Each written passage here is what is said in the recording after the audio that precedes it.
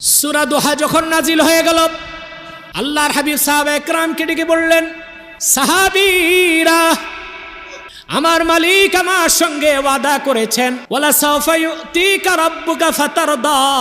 হাবিব,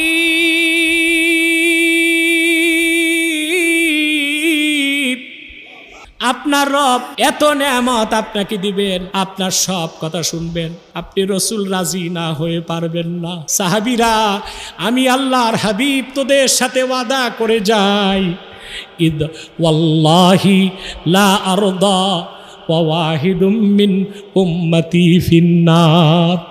আমার রক্ত ঝরা দিনের কালেমা যে মুখে স্বীকার করে একবার হৃদয়ে লালন করে মৃত্যুর স্বাদ নিয়েছে, এই রকম একজন উম্মত যতক্ষণ জাহান্নামে থাকবে আমি রাসূল রাজি হব না।